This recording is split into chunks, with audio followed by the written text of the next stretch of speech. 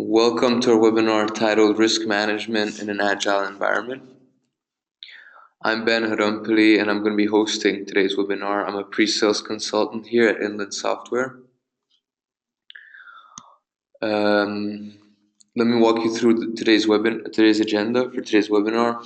First, I'm going to be talking about software risk management in a nutshell, so an overview of software risk management. Then I'm going to talk about risk management, the risk management lifecycle in general, and then more specifically about how you can implement risk management in your Agile environment, which will then be followed by a live demonstration of our ALM tool, codeBeamer. After the live demonstration, as always, there will be a questions and answers session, so I will answer any questions that you might have. You will receive a recording of this webinar, and it will also be uploaded onto our website.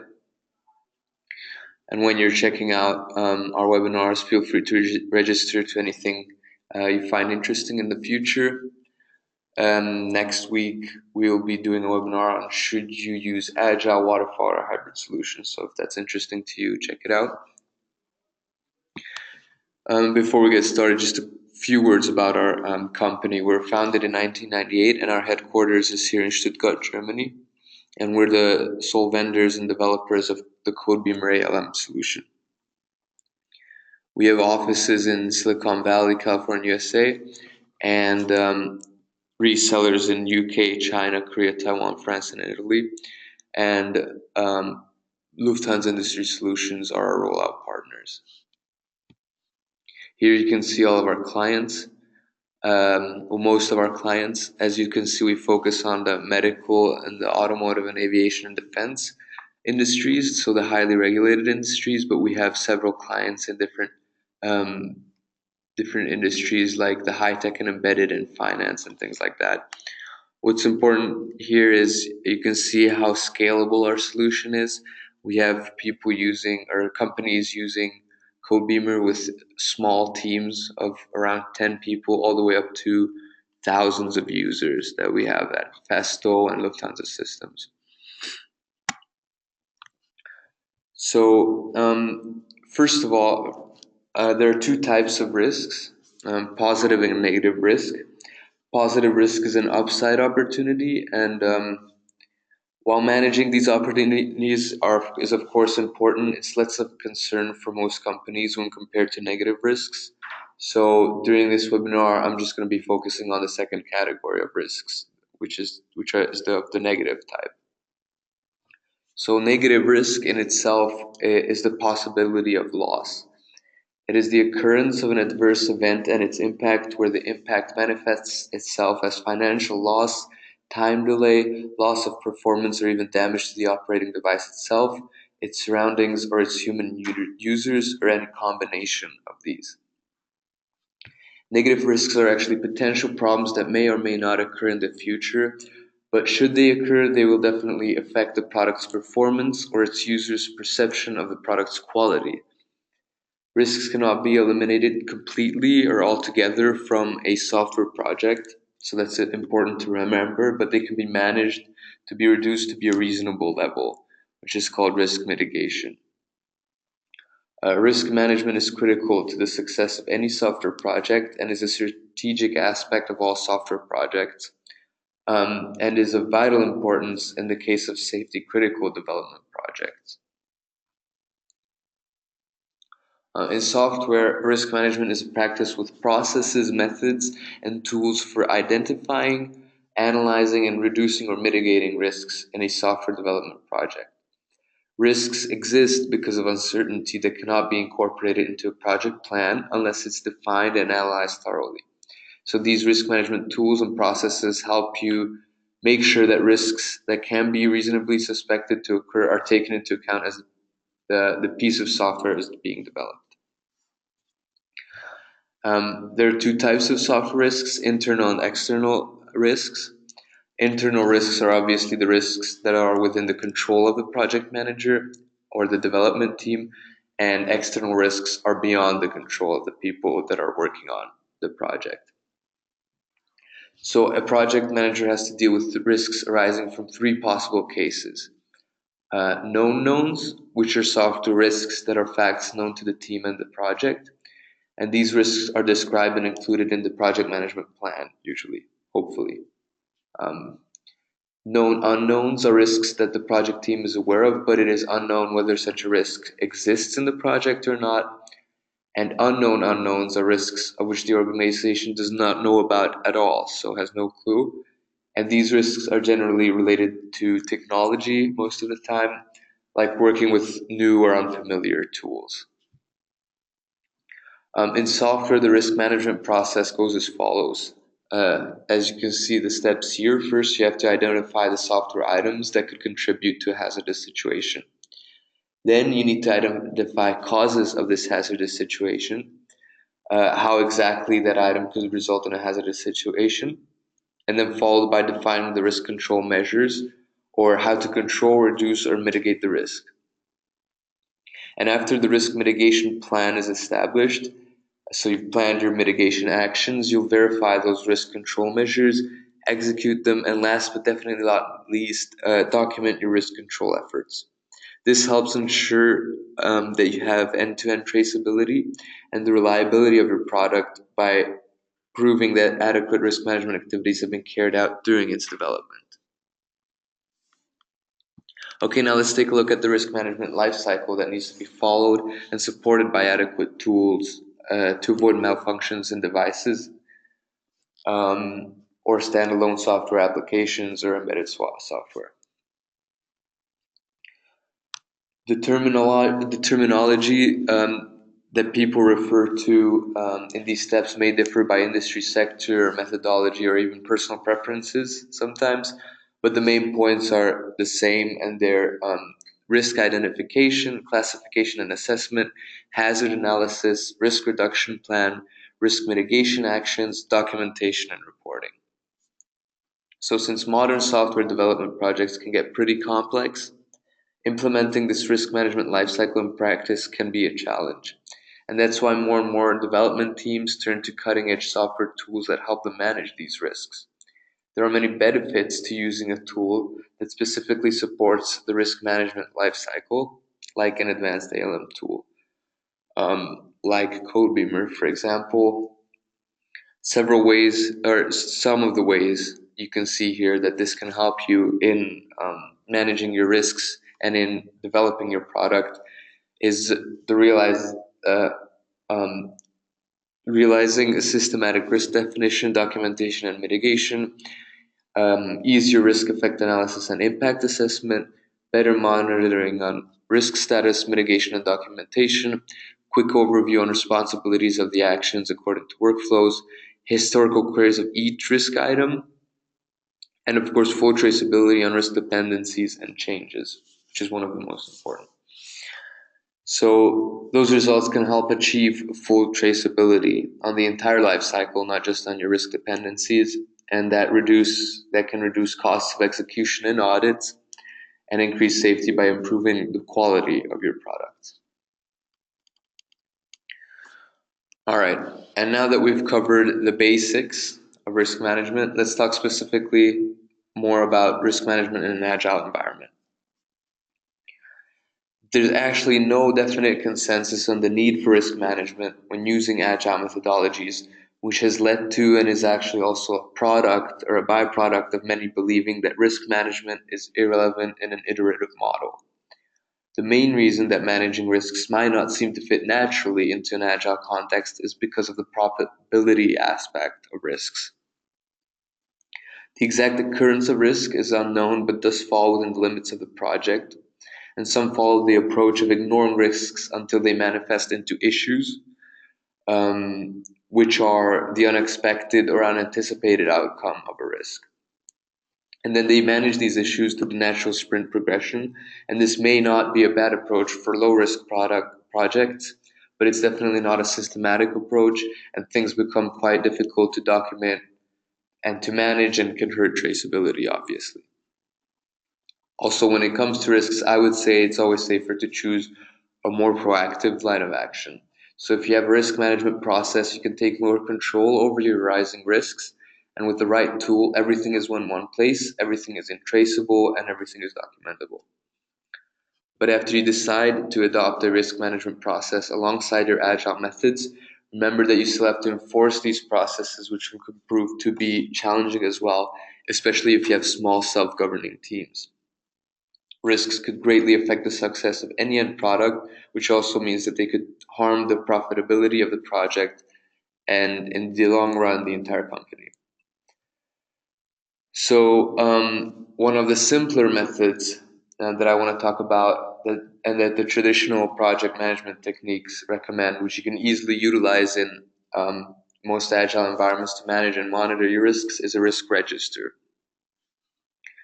After you've identified the important risks that threaten the success of your project, you can use a risk register to track and manage these risks. These usually contain all but only the relevant information about your risks, so it's better to keep it simple but concise. Too many fields in a risk register complicates the process and its administration, but the following properties should definitely be included. First of all, a description of the risk or a summary.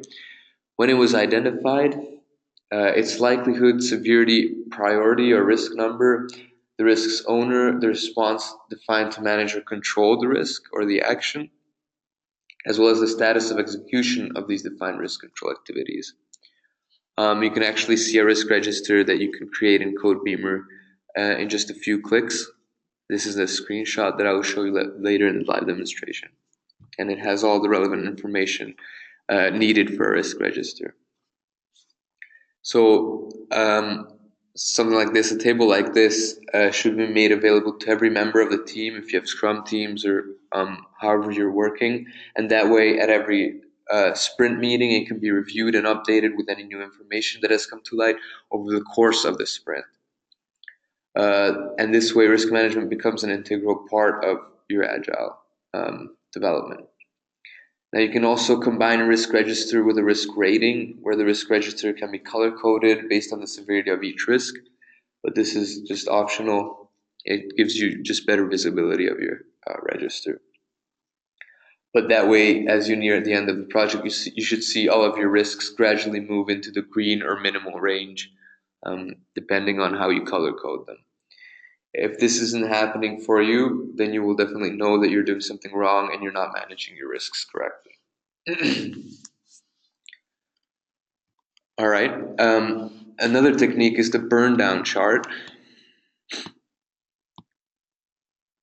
which was first introduced by John Brothers in 2004 in the Agile Times. And for this technique, you have to group your risks into a table, as you can see here, which is similar to that of a risk register, but it should contain the following columns. The risk itself, so the summary of the risk, its probability, the size of loss, which should be determined in days or story points, and then the exposure, which is the probability multiplied by the size of loss. Then a consolidated risk exposure should also be calculated and shown somewhere at the table, like here at the bottom right where I put it. And like with the risk register, the table should be reevaluated at every sprint meeting, and a new table should be created for each sprint with a calculated consolidated risk exposure here. And then, so as you can see, I've calculated the consolidated risk exposure for each sprint. This is just an example. And then if you plot these values on a line chart, you can create a risk burndown chart like the one you see here on the right-hand side. So this burndown chart represents the status of the risk across all your iterations. And from a project management point of view, this is a great indicator of how the risks are managed and controlled. Now, similar to other burndown charts, the ideal burndown would obviously be a linear decrease of consolidated risk exposure value over sprints, as you can see here. And if you're going to choose to be proactive about risk management in Agile, these are some of the risk management approaches that are pretty effective. And as you can see, they're pretty simple to manage. They align well with the iterative process. And adopting these techniques can prove critical to project success, particularly in high-risk projects. So I already mentioned that tools could be of great help, especially if you don't want to use a pen on paper approach for documenting these techniques and processes. But what exactly do you need in a tool like this? For a comprehensive risk management lifecycle, you need work items, a risk management process, and the ability to establish links between those work items to ensure your traceability, and of course, reporting and exporting capabilities to create documentation and reports. So let me show you how some of codeBeamer's capabilities handle these areas. So let me switch into codeBeamer. As you can see here, I'm in codeBeamer now. This is an overview of all of the projects that I'm a member of, that I'm working on. And if I open up my medical template, for example, I can see that each project has its own wiki page. And in the wiki page, you can define processes and make sure everybody stays up to date, like we have defined here. We have our software risk management process defined in a wiki page. Everybody can stay up to date on what they're supposed to do, how the process works, what is being enforced, and things like that. Now, in codeBeamer, we have requirements or user-based risk management. So if I go into trackers, codeBeamer handles trackers, which is kind of like folders for all of your work items. And if I go into my software requirements, for example, I can easily derive risks from requirements or user stories. So if I select one of these requirements, I can click on this little plus sign and generate a risk with one click. And then I can type in summary and situation for each newly created risk. And then if I view my risks, I can see all the different properties that I can. This is also highly configurable, so you can change the fields and properties of each work item, obviously, but this is how we have it set up. Likelihood, severity, a calculated risk number, and things like that. And then you could plan your mitigation actions. But of course, these also have to be enforced. So for our each tracker, and codeBeamer has its own workflow, so you can customize that as well. And the way we have, one of the ways you can enforce this, the way we have it set up is, if I go back into my software requirements customization, I can see the workflow and the state transition diagram that's working in the background. And I'm going to explain this a little bit, how this works, how we've enforced this. So here's the state transition diagram for the requirement. And then as soon as a software requirement is created and set into the draft status, if the safety value of the requirement is high, or is set to high, then that will automatically create a risk and a verifying test case. And that means that you have to mitigate the risk related to that requirement and test the requirement as well, to be able to accept that requirement and move on further into the process. So that's a good way to enforce your processes, in this case, risk management processes. All right, so if I go back into software requirements, another thing I wanted to show you is the risk matrix diagram that we have. This is still, it's not Agile specific. I just want to give you an overview of what the risk management process, everything you can do in codeBeamer. So you have 3 risk matrix diagrams here, and they show you the number of the risks and the number of related requirements or user stories in each cell, based on the severity and the likelihood values. And so if I click on one of these numbers, I can see the risk and the requirement or user story that it is related to. And then I have an initial risk matrix diagram, a risk matrix after mitigation, and then a combined risk matrix. And again, these matrix diagrams are configurable, so you can color code them differently and set up different values for severity and likelihood and things like that. You can also export this easily to Word or Excel with a single click. Yeah. And then moving on to more Agile specific aspects, if I go into the query builder, So this is actually brand new. This isn't even out yet. This is coming in 8.0, which is being released in next September or middle of September. You will be able to create queries based on projects, trackers, and it's really strong and easy to use report builder. It's really similar to the one previously that we had, but it's much more intuitive and you can create charts and things like that. So it's pretty cool. So you can add filters. These are the fields you can use. Choose from which project you want to create it for. Choose the trackers.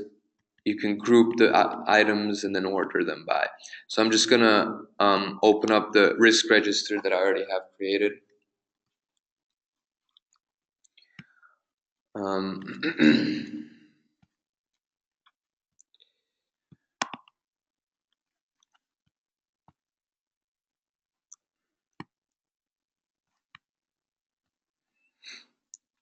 Okay, just a second.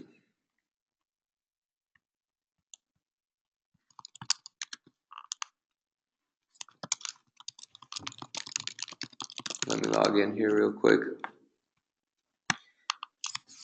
It logged me out, and and so now I can find the queries that I've created. I have a medical risk list query here, and this is pretty much a risk register that I just created with this query in a couple minutes. As you can see, I've added all the relevant fields here, so the summary, likelihood, severity, then the priority number, who is the owner, what my planned actions are, the status, and so on. And then I can just add whatever else I need. I can add fields here if I need them. And then as you can see, I've summarized the risk numbers so that from those risk priority numbers, or the risk exposure, actually that's what this is, you can create burndown charts as well. So depending on how what you use, if you don't use likelihood severity, this could actually be whatever you need for your burndown chart. So probability, so it's basically the same thing. You just have to use percentages, and then severity would be days or story points. And then that would calculate your risk exposure. But here we have likelihood and severity. That's how we use it.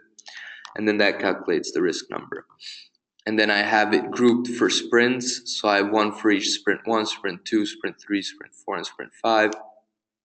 And I have my exposure numbers calculated here. And then from these queries, you can build charts and dashboards and things like that, and embed these into wiki homepages. So as you can see, into my medical project, I have a risk management dashboard, and I've embedded these two charts here. I've created a risk burndown chart and a risk exposure trend, and if I click on the go to query, it brings me back to the report that I've used. And you can add this. So this is pretty new as well. You're gonna be able to add widgets based on the queries that you build and things like that. This is still a little bit rudimentary, but it's gonna be pretty cool when it's completely finished. Okay, one more thing. We also have. I just want to mention this. We support FMEAs as well. So if you use failure modes, we have an FMEA worksheet created. This is also, I put this together in about 3 minutes with the query. So if you're using failure modes and we want to create FMEA worksheets, then codeBeamer supports that as well. So we also have a template for FMEA. So if that's interesting to you, contact us as well. And yeah, that's pretty much it. Yeah, we're also going to be doing a webinar at probably the second half of September about all the new features in codeBeamer 8.0 that's coming out. It's going to be a pretty big release, a lot of new features, so stay tuned. Make sure you join us there for that one. And now, before you answer your ask your questions, I would like to ask you 2 quick questions. If everybody could please answer them, that would help us out a lot.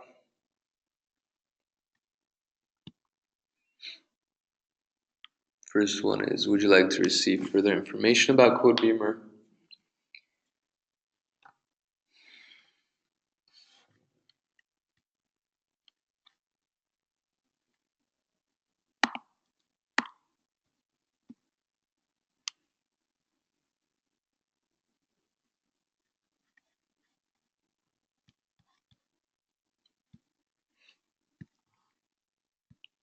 All right, thank you.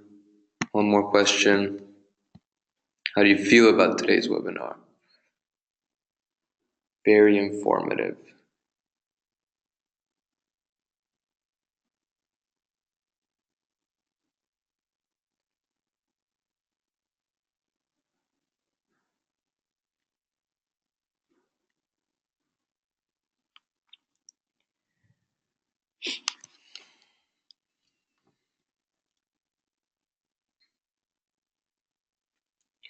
All right, thanks for voting. Thank you for your answers. I see I already have a question. Now I'm open to all your questions that you may have. I see, Vaslav, I already read your question. I'm going to be contacting you via email. This really is a little bit off topic.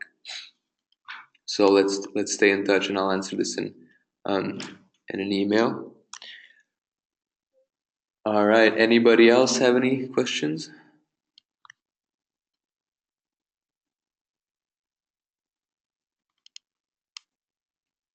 No questions?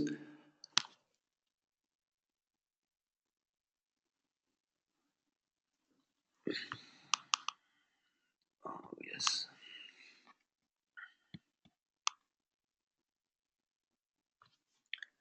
You didn't detect anything specific to Agile. Well, the risk registry and the risk burndown chart, they're Agile specific. So what I showed you in the demo, I showed a lot that was a typical risk approach, but for creating those queries and those charts, that's pretty specific to Agile. So the important thing to remember is that I would definitely recommend is, because a lot of people say that in Agile is so iterative and it's small iterations and small sprints.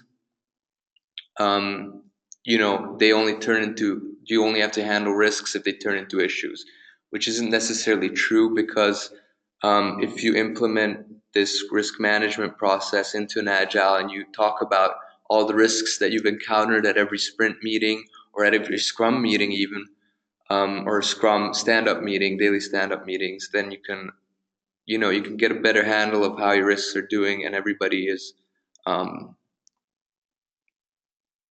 up to date.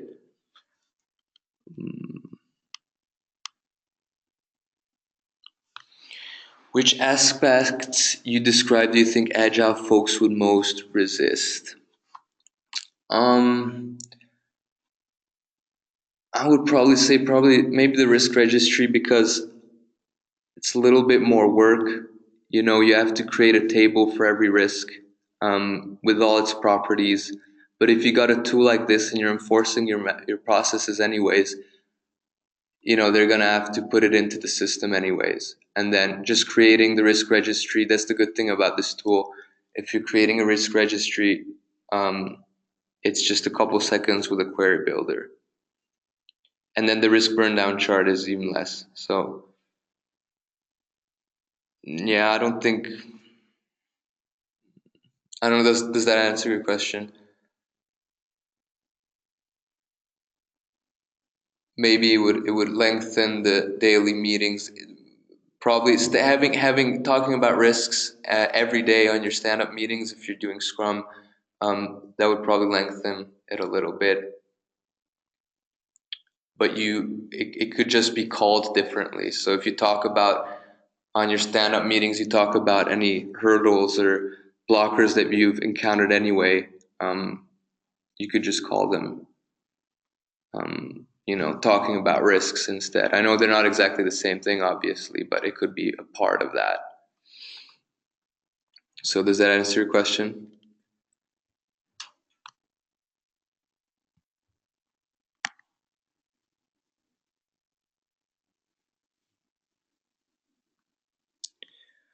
Hold on, I've got to just 1 second. Is the FMEA portion you showed part of the September release, or is that in the current version?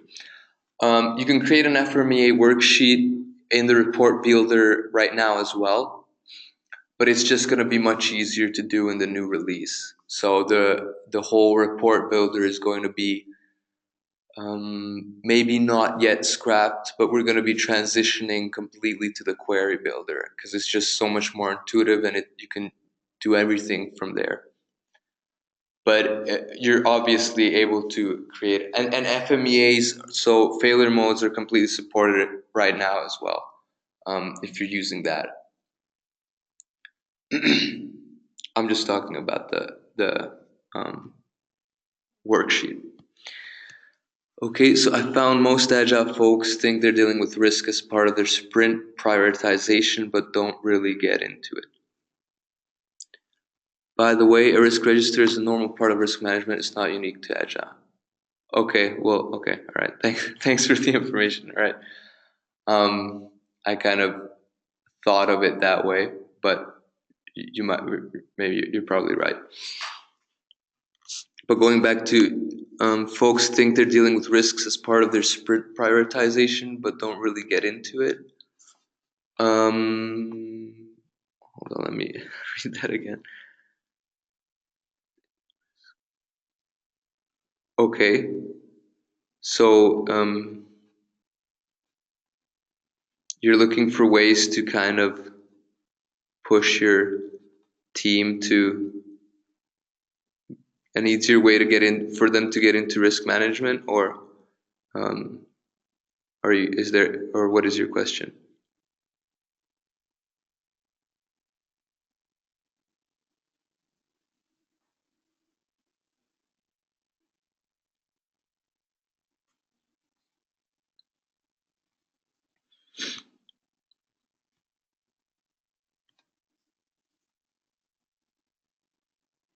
Or was that just a comment?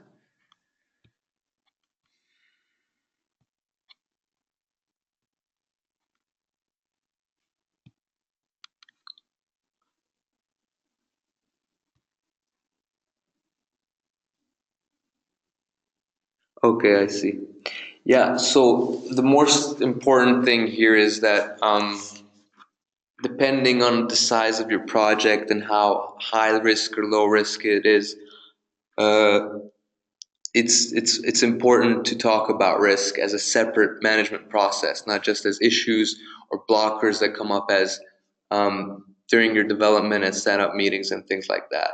To have maybe at sprint meetings at the end of each sprint really talk about your risks, and then using the risk burndown chart, you can see the trend that how you're adapting to risks and how you're managing them. That's the important thing for the agile aspect of it.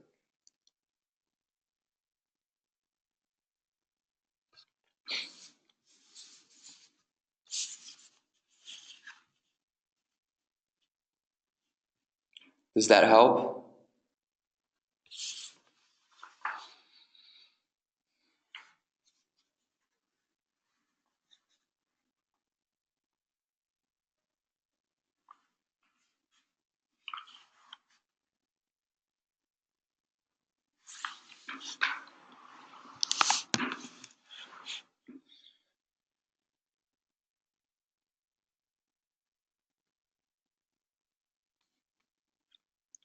Does anybody have any other questions meanwhile? Václav, I'll get back to you in email.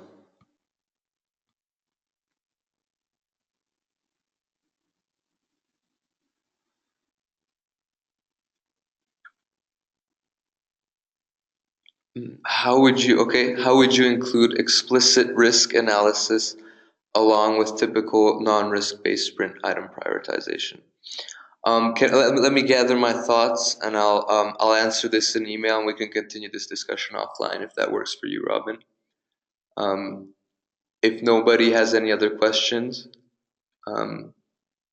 thank you for your attention, and Robin, I'll contact you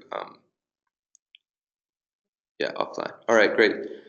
Thanks again for your attention. Make sure you join us next week on should you use Agile, Waterfall, or hybrid solution.